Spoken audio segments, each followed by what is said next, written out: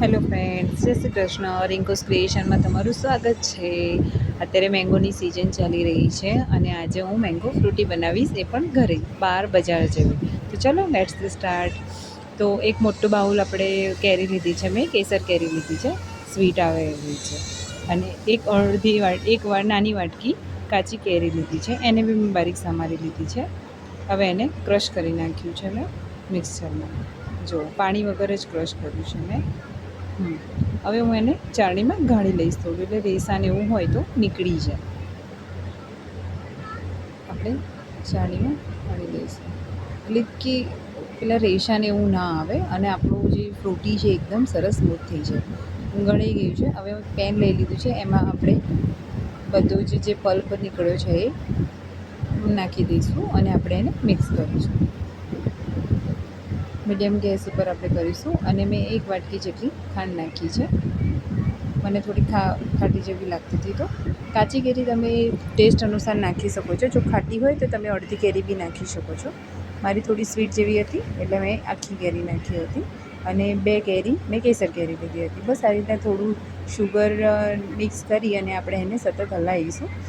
અને આપણે આને એટલું ગરમ કે ટ્રાન્સપરન્ટ જેવું કેટલું શાઇનિંગ કરે છે, બસ ત્યાં સુધી આપણે એને ગરમ કરવાનું છે.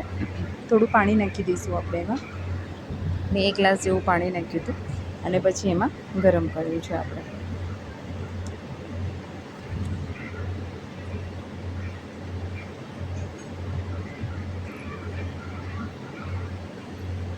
અત્યારે મેંગો સિઝન છે અને બનાવવું બહુ સરસ છે. આ અઠવાડિયા સુધી સ્ટોર કરી શકાય છે ફ્રીઝમાં. આપણે તમે બોટલમાં કરી શકો છો.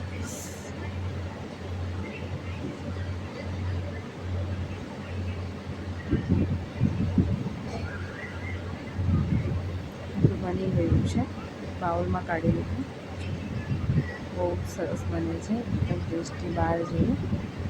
આપણે એમાં 1 ગ્લાસ લઈ લઈશું, એમાં આઈસ ક્યુબ ડાલીશું અને આપણે 2 બાઉલ જેટલું શરબત નાખીશું. બહુ જ સરસ બનાવ્યું હતું, ખરેખર બનાવવા જેવું છે. અત્યારે મેંગો સિઝન છે, એકવાર જરૂરથી બનાવજો. મારો વિડીયો કેવો લાગ્યો લાઈક, કમેન્ટ અને શેર કરજો અને સબસ્ક્રાઈબ કરવાનું ના ભૂલતા. બહુ જ મસ્ત અને ટેસ્ટી હતું. અને બી વધ્યું એને બોટલમાં ભરી અને ફ્રીઝમાં મૂકી દીધો. જે 1 વીક સુધી તો કશું થતું નથી.